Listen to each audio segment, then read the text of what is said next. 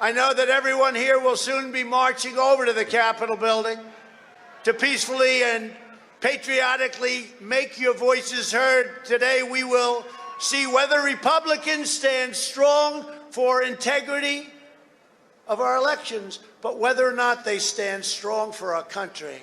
Trump, like Icarus, flew too close to the sun with our democracy, and the Democrats are doing all they can to melt not only his wings, but those of our civil liberties and our freedoms. Nevertheless, it should be noted that he called for peaceful protests. Now let's compare and contrast that with the actions of the Democrats and their proclaimed moral superiority.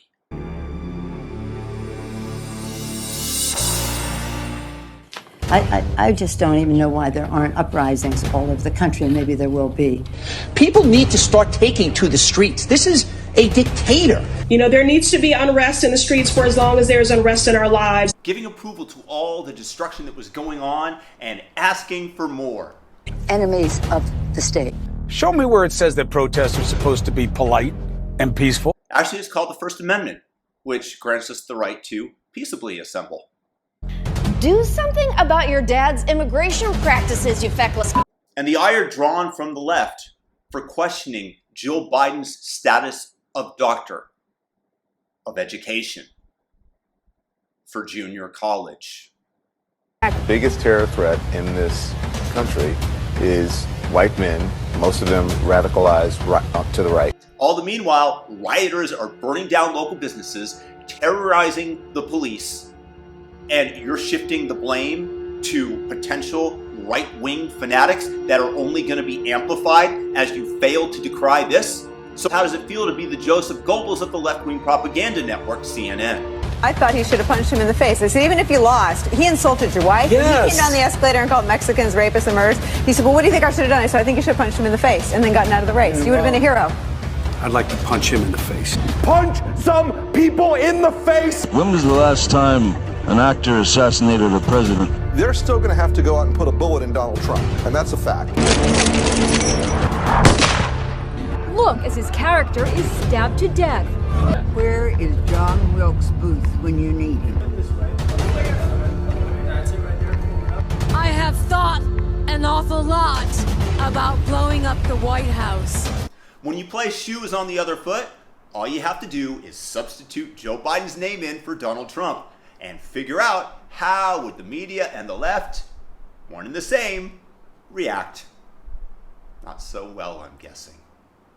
A Missouri state senator is under investigation by the Secret Service after saying she hopes President Trump is assassinated. I will go and take Trump out tonight. And if you see anybody from that cabinet in a restaurant, in a department store, at a gasoline station, you get out and you create a crowd.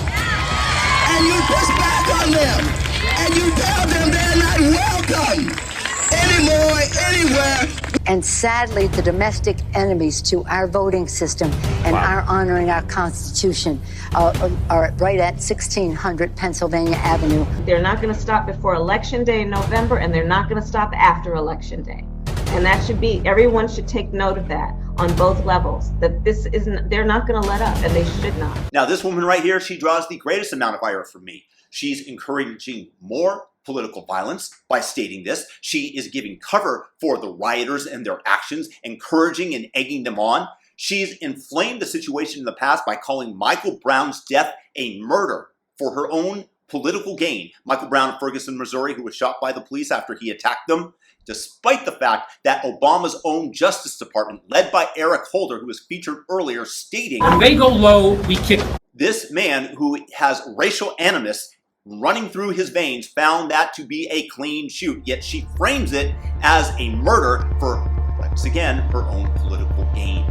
Then, when the Minnesota riots began, she openly called for bail funds to come in to free the rioters so that they could go back out on the street and continue the job of burning Minnesota to the ground for her own political gain. This woman is frankly evil personified. If you think we're rallying now, you ain't seen nothing yet.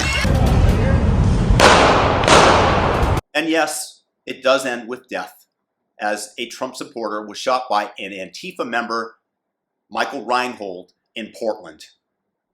Barely reported on mainstream media, of course. But despite this, you take Trump, who said that everyone here will soon be marching over to the Capitol building to peacefully and patriotically make your voices heard. Just compare the two, see where the media is, judge for yourselves how they give cover to the Democrats, how hypocritical the Democrats are, unfortunately. But that's just my view.